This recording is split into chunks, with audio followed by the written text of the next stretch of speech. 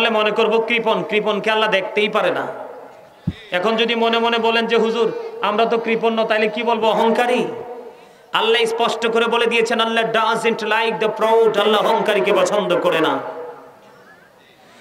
ইন্নাহু লা ইউহিব্বুল মুস্তাকবিরিন। আল্লাহু আকবার। মজা হইছেন, লবণ ছাড়া খাবারের মতো হইছে। আরে তোমরা তো হাসতেও পারো না, আমি হার্ট অ্যাটাক করে মরবা তো। যেই মানুষ বেশি বেশি ফ্রি থাকে এই মানুষের হার্টে প্রবলেম হয় না, না ভুল বলছি? আর যেটা দেখবেন সবসময় এইভাবে থাকে, দেখবেন এটাই যে কোনো মুহূর্তে জাগাত শেষ, স্পট ডেড। ঠিক কিনা বলে? এজন্য বেশি বেশি হাসবেন, ফ্রিলি কথাবার্তা বলবেন, প্রেম আদান প্রদান করবেন, দেখবেন সবকিছু ভালো থাকবে। জোরে জোরে কোন আমিন। জিকা ইজ দ্য হার্ট মেডিসিন। জিকির হলো হার্টের ঔষধ। জিকির কাকে বলে জানেন? সুবহানাল্লাহ আল্লাহর জিকির, আলহামদুলিল্লাহ আল্লাহর জিকির, আল্লাহু আকবার আল্লাহর জিকির, লা ইলাহা ইল্লাল্লাহ আল্লাহর জিকির, সৎ কাজে কাউকে ডাকা আল্লাহর জিকির, অসৎ কাজে কাউকে নিষেধ করা এটাও আল্লাহর জিকির।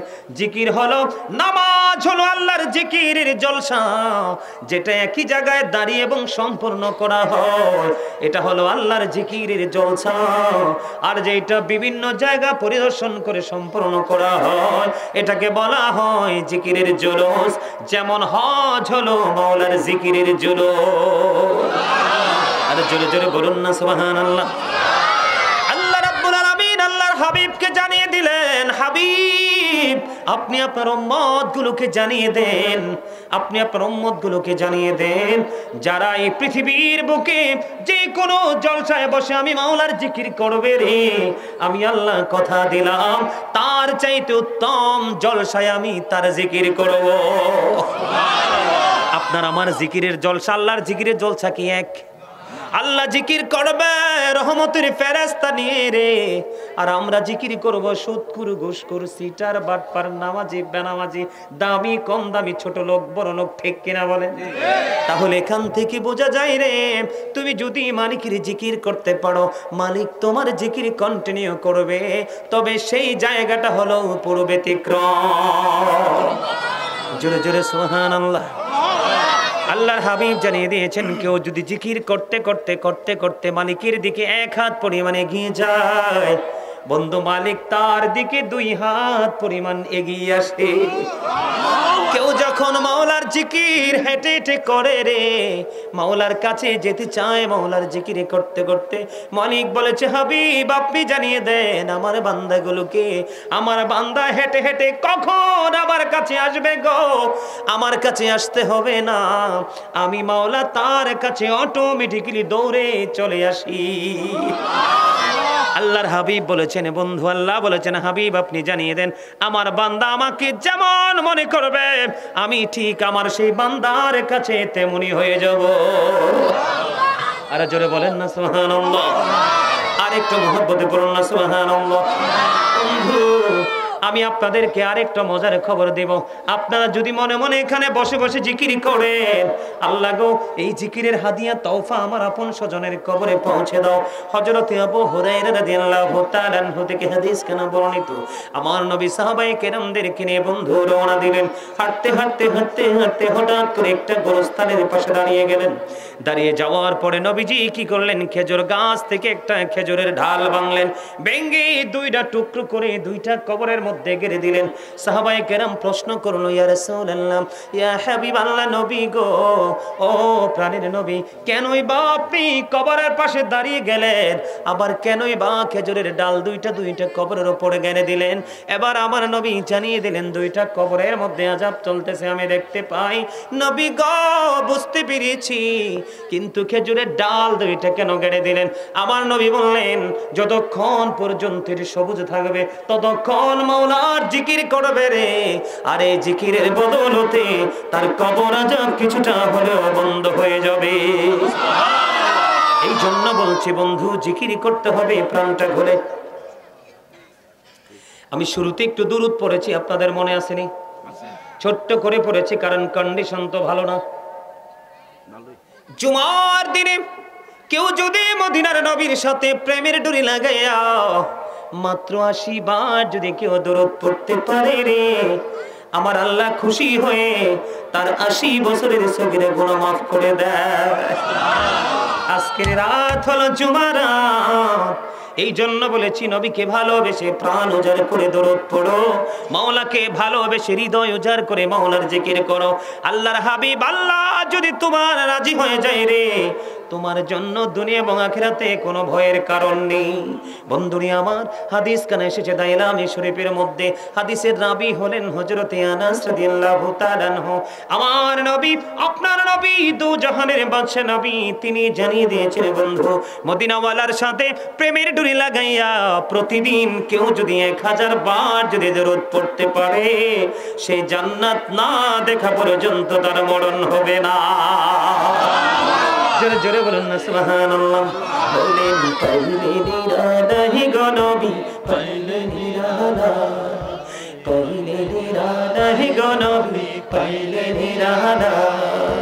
দুই কদমে চুমু খাবো, দুই কদমে চুমু খাবো, চরণে ধুলি মাখিবো গায়ে, পাইলে নিরালাহি গো নবী, পাইলে নিরালা, পাইলে নিরালাই গো নবী, পাইলে নিরালাই। দুই কদমে চুমু খাবো, দুই কদমে চুমু খাবো, চরণে ধুলি মাখিবো গায়ে, পাইলে নিরালাই গো নবী, পাইলে নিরালাই, পাইলে নিরালাই গো নবী, পাইলে নিরালাই। প্রাণের নবী কত দূরে, লোহিত সাগরের তীরে, বলেন প্রাণের নবী কত দূরে, লোহিত সাগরের তীরে। আইরে মদিনার ওই সোনার গড়ে আছেন তিনি সর্বদাই, পাইলে নিরালাই গো নবী, পাইলে নিরালাই, পাইলে নিরালাই গো নবী, পাইলে নিরালাই।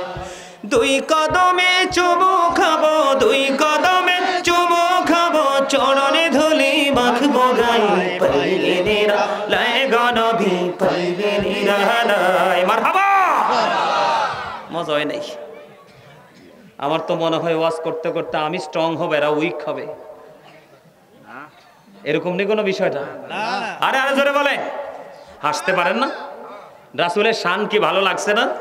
তো মারহাবা দিয়ে তো ফাড়ে। আমি কিন্তু একজন শিল্পী, আমি একজন রাইটার, আমি একজন কবি, গান, ইসলামী সঙ্গীত, হাম নাত অনেক লিখেছি, অনেক সুর দিয়েছি, নিজে অনেক গেয়েছি। আপনারা চাইলে ইচ্ছে মতো সার্ভিস দিতে পারবো ইনশাআল্লাহ। তবে আপনাদের মানসিকতার উপর ভিত্তি করবে সার্ভিস দেওয়া বা না দেওয়া, ঠিক না? ঠিক। আরে আরো জোরে। আমার আলোচ্য বিষয় কিন্তু এটা নয়, তারপরেও একটুখানি আলোচনাটা করেছি। সিদ্দিক ভাইয়ের আবদার কিন্তু অন্য। আমি আমার মূল আলোচনায় পড়ে যাব, তার আগে আরো একটু আপনাদেরকে বোঝানোর জন্য বলবো, কারণ চাইলেও আগামীকালকে আসতে পারবো না। এই জন্য আমি যেখানেই যাই একটু গুরুত্ব দিয়ে মানুষকে বোঝানোর চেষ্টা করি, যেন মানুষ সহজে বুঝতে পারে। সম্মানিত উপস্থিতি, আমি একটু আগে শুরুতেই বলেছিলাম দেহ এবং আত্মা নিয়ে, মনে আছে? কথা বলেন না? দেহ এবং আত্মা, এই যে কথাটা বললাম, এর মানে হলো আমার উদ্দেশ্য ধীরে ধীরে হাঁটি হাঁটি পা পা করে আমি আমার বিষয়ের দিকে ধাবিত হব। আমরা যখন কবরে যাব, কোথায়? আমরা যখন কবরে যাব, আল্লাহ রাব্বুল আলামিন সংকেত দিয়েছে, আমাদেরকে ওয়ার্নিং দিয়েছে যে ইন্না বাতশা রাব্বিকা লাশাদীদ। আল্লাহ বলেছেন the seizing of Allah is difficult. আল্লাহর ধরা, আল্লাহর পাকড়াও বড় শক্ত, বড় কঠিন। আল্লাহ বলেছেন ইন্নাল্লাহা সারিউল হিসাব, Allah is quick to take account. আল্লাহ হিসাব গ্রহণে অত্যন্ত তৎপর। কথা কি বুঝে আসছে? মানুষকে ধরবে খুব শক্তভাবে, হিসাবও নিবে। ওরে বাপ রে বাপ, এই কথা কি একবার আমাদের ব্রেইনে ঢুকে? এটা কি আমাদের মাথায় আছে? নাই নাই। যদি থাকতো তাহলে আজকে লটারির মাধ্যমে আসতো মানুষ আগে বসার জন্য। যদি মানুষের সেই সেন্স থাকতো তাহলে মানুষ জুমার দিনে কার আগে কে যাবে সেটা নিয়ে কম্পিটিশন করতো। আছে আমাদের মধ্যে সেই ফিলিংস আছে? যাই সবার পরে, বের হই সবার আগে। অথচ আল্লাহর হাবিব সরকারে মদিনা তিনি জানিয়ে দিয়েছেন জুমার নামাজ পড়ার জন্য কেউ যদি সবার আগে মসজিদে যায় রে, আর সবার পরে যখন সে মসজিদ থেকে বের হবে, আমার নবী আপনার নবী দু জাহানের বাদশা নবী তিনি জানিয়ে দিয়েছেন তার প্রত্যেকটা কদমে কদমে 1 বছরের নফল ইবাদতের সওয়াব দেওয়া হবে। যিনি সবার আগে যাবে এবং সবার পরে বের হবে, আজকে আমাদের মধ্যে সেই প্রতিযোগিতা নাই। মনে রাখবেন আল্লাহ রাব্বুল আলামিন সূরা আলে ইমরানের 185 নম্বর আয়াতের শেষ অংশে বলে দিয়েছেন, ওয়ামাল হায়াতুদ দুনিয়া ইল্লা মাতাউল গুরুর। আল্লাহ বলেছেন দুনিয়ার জীবনে, পৃথিবীর জীবন একটা ধোঁকা ছাড়া কিছুই নয়। কোরআন শরীফ খুলে দেখেন, কোরআন শরীফের 19 পারা সূরা শুআরার 88 নম্বর আয়াতে আল্লাহ রাব্বুল আলামিন বলে দিয়েছেন, ইয়াউমা লা ইয়ানফাউ মালু ওয়ালা বানুন ইল্লা মান আতাল্লাহা বিকলবিন সালিম। জোরে জোরে বলুন আল্লাহু আকবার। কোরআন শরীফের 19 পারা সূরা শুআরার 88 নম্বর আয়াতে আল্লাহ রাব্বুল আলামিন বলে দিয়েছে, ধন সম্পদ সন্তান সন্ততি কোনো কিছুই আমাদের কাজে লাগবে না, তবে যিনি সুস্থ অন্তর নিয়ে যাবে সে ব্যতীত। জোরে জোরে কোন আল্লাহু আকবার। তাহলে আমাদের কি করা উচিত? বন্ধু আমার দিকে দেখান, আল্লাহ বলেছেন বান্দাকে ধরবে খুব শক্তভাবে, হিসাব নেবে খুব শক্তভাবে। আল্লাহ রাব্বুল আলামিন আরো বলে দিয়েছেন, পৃথিবীর বুকে মানুষ বিপদে পড়লে কেউ না কেউ সাহায্য করতে চলে আসে। অসুস্থ যখন হয় মানুষ চিকিৎসার জন্য হসপিটালে যায়, ডাক্তারের কাছ থেকে ট্রিটমেন্ট নিতে পারে। তার মানে প্রতিকূল অবস্থা যখন তৈরি হবে, এটাকে অনুকূলে আনার জন্য বিভিন্ন প্রক্রিয়া করে মানুষ অনুকূলে নিয়ে আসতে পারবে, ঠিক কিনা বলে? কিন্তু বন্ধু, মানুষ যখন পাপী হয়ে জাহান্নামী হয়ে যখন মানুষ কবরে যাবে, আল্লাহ রাব্বুল আলামিন বলে দিয়েছেন, বান্দা কোনো উপায় খুঁজে পাবা না, কোনো উপায় খুঁজে পাবা না, কোনো সাহায্যকারী পাবা না, কোনো হেল্পার খুঁজে পাবা না। পৃথিবীতে তুমি অসুস্থ হলে ডাক্তার, আর যদি তোমার সুস্থতা নসিবে না থাকে মৃত্যুর মাধ্যমে তোমার অবসান হয়ে যায়। কিন্তু পরকাল এত ভয়ঙ্কর, আল্লাহ বলেছেন লা ইয়ামুতু, মরার সুযোগ নাই। যতই কষ্ট পান, যতই যন্ত্রণা পান বন্ধু, মরার কোনো সুযোগ নাই। আল্লাহ বলেছেন ফিহা ওয়ালা ইয়াহইয়া, বাঁচার কোনো সুযোগ নাই। ওয়া হুমান হাবিগাইবিন, সেখান থেকে পালিয়ে যাবারও কোনো সুযোগ নাই। আল্লাহ বলেছেন people will not die that day, people will not be able to live that day, people will not be able to escape that day। বাঁচতেও পারবা না, মরতেও পারবা না, পালাতেও পারবে না। এই মানুষগুলো কারা? যারা পাপী, যারা জাহান্নামী, যারা তাদের অবস্থা বন্ধু। আর নেকি যারা আল্লাহ রাব্বুল আলামিনকে পাওয়ার জন্য যারা পাগল পারা, তারা রাসূলকে ভালোবাসে, আর রাসূলকে পাওয়ার জন্য রাসূলের প্রেমিক আলেম এবং আল্লাহর ওলিদের পিছনে ছোটে।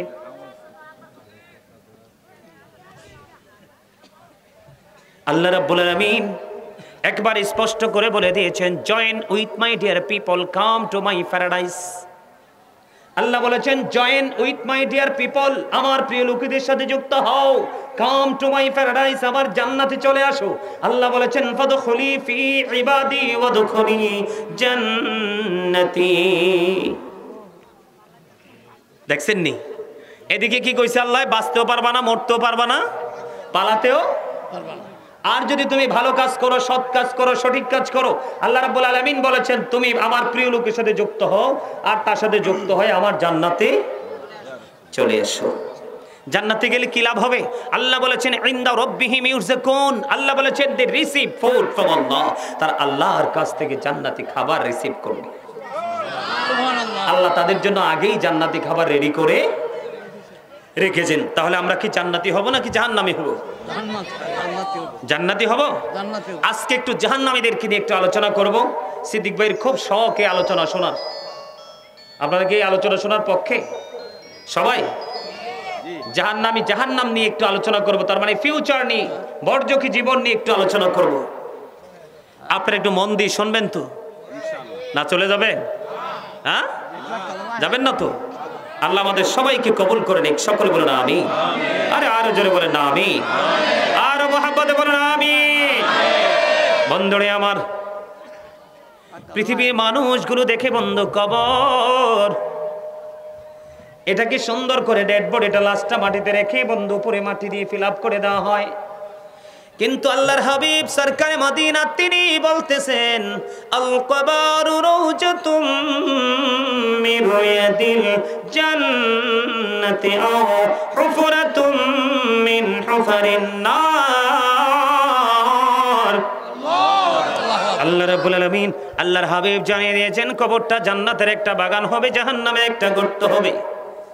আর এই দিক দিয়ে আমি যে শিরোনাম দিয়েছি আজকে ওয়াজের, সূরা কোরআন শরীফের 30 পারায় সূরা ইনফিতর থেকে বন্ধু আল্লাহ রাব্বুল আলামিন বলে দিয়েছেন, ওয়া ইদাল কুবুর বুসিরাত আলিমাত নাফসুম মা কদ্দামাত ওয়া আখারাত। জোরে জোরে বলো আল্লাহু আকবার। একদিকে আল্লাহর হাবিব বলেছেন কবরটা জান্নাতের একটা বাগান হবে, জাহান্নামের একটা গর্ত হবে। আল্লাহ রাব্বুল আলামিন পবিত্র কালামে হাকিম দ্বারা প্রমাণ করেছে। আল্লাহ বলেছেন বন্ধু কবরটা যখন ওপেন হয়ে যাবে, কবরটা যখন আপনার আমার চোখের সামনে ওপেন হয়ে যাবে রে, প্রত্যেকেই দেখতে পারবে, জানতে পারবে কে কি করেছি আর কি করিনি। আপনি আমি আমরা সবাই, আমাদের দুই কাঁধে কিন্তু দুইটা সিসিটিভি আছে, আছে না নাই? কথা বলেন। কে রামান কাতিবিন কাঁদে বসিয়া সকল কর্ম লিখিতেছে হুকুম নিয়া, আল্লাহর হুকুম নিয়া। 40 কদম হাঁটিয়া আসবে রে সজন, মুনকার নাকির হাজির হইবিরে তখন। অস্বীকার করার সুযোগ আসেনি? আরো জোরে বলেন না, আসেনি? বন্ধুরে আমার, আমি আগে শুরুতে একটু মৃত্যু নিয়ে আলোচনা করব আপনাদের সামনে, তারপরে আমি কবরে আসবো। এই জন্য বলেছি পৃথিবীতে যত রকমের নাটক, যত রকমের তালবাহানাই আমরা করি না কেন, পৃথিবীতে যেমনি দুনিয়ার কোনো না কোনো কিছু দিয়ে বন্য অন্যায়কে ধামাচাপা দেওয়া যায়, ঢেকে রাখা যায়, ওখানে ঢেকে রাখার মতো কোনো সুযোগ নাই। এই মানুষগুলো কারা? যেই মানুষগুলো বন্ধু তার অবস্থাটা পুরোটাই প্রতিকূলে থাকবে, পুরোটাই তাদের জন্য যন্ত্রণাদায়ক হবে, কষ্টদায়ক হবে। বন্ধু আমি আপনাদেরকে বলে দেই, পাপী মানুষগুলোর যখন মৃত্যুর সময় হবে রে, ও বন্ধু হাদিস শরীফের মধ্যে এসেছে, যারা পাপী, যারা বদকার নারী হোক, পুরুষ হোক, যুবক হোক, যুবতী হোক, তখন যাদের প্রাণ পাখি নেওয়ার জন্য যখন ফেরেশতা আসবে, তাদের প্রাণ পাখি নেওয়ার জন্য আল্লাহর কুদরতি চট নিয়ে তারা পৃথিবীর বুকে কদমটা বাড়িয়ে দেবে।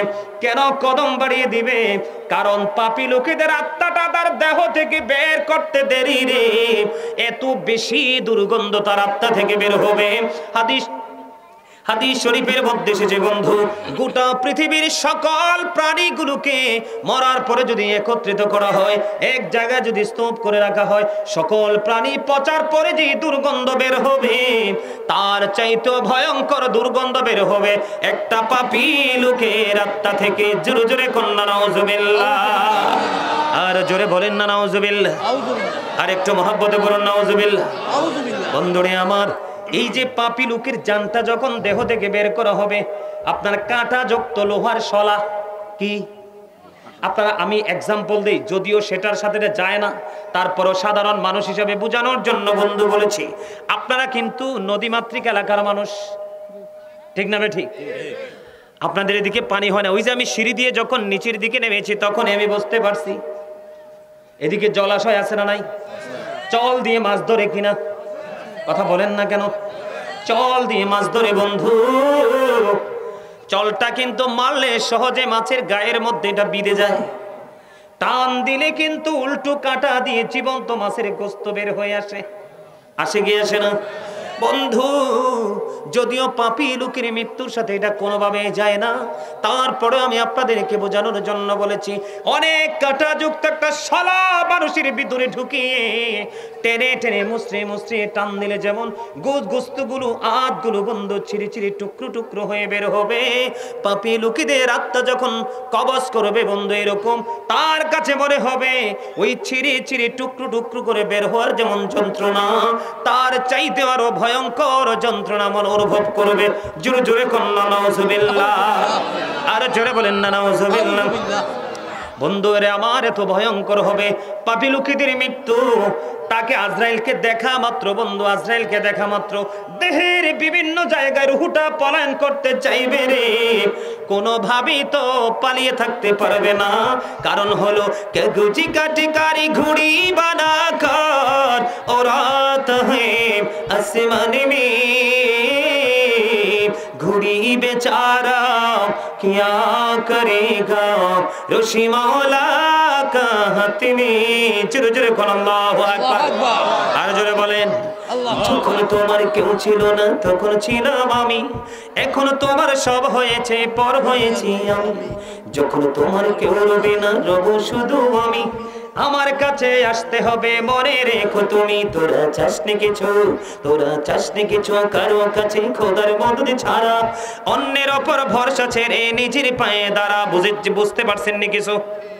একটা ঘুড়ির মালিক যেমনি বন্ধু কাগজ কাইটা ঘুড়ি বানায়, ঘুড়ি বানাইয়া ঘুড়ির মধ্যে রশি লাগায়, রশি লাগাইয়া লম্বা বায়ুর দিকে ছেড়ে দেয়।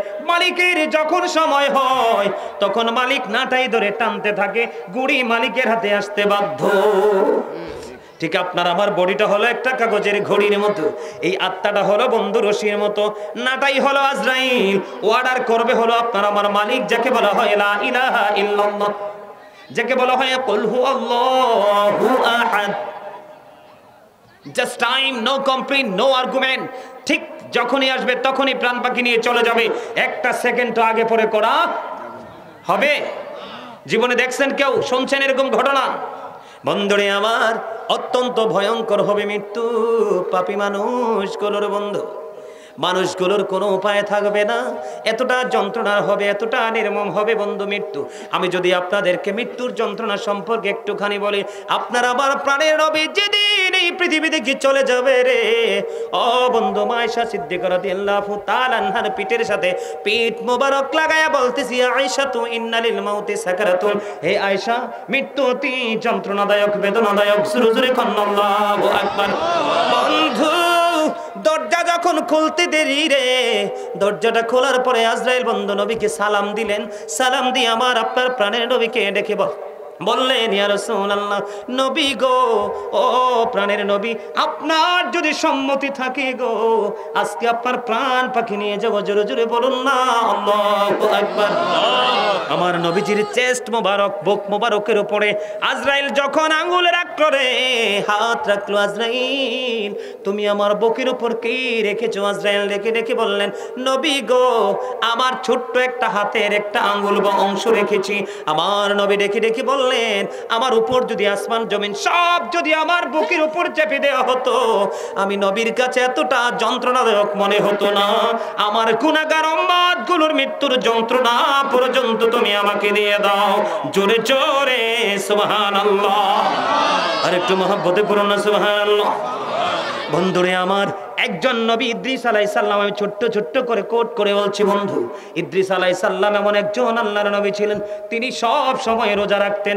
প্রতিদিন ওনার ইফতারিগুলো জান্নাত থেকে আসতো এবং যা অবশিষ্ট থাকতো সব আবার জান্নাতে ফিরে যাইত। সুবহানাল্লাহ।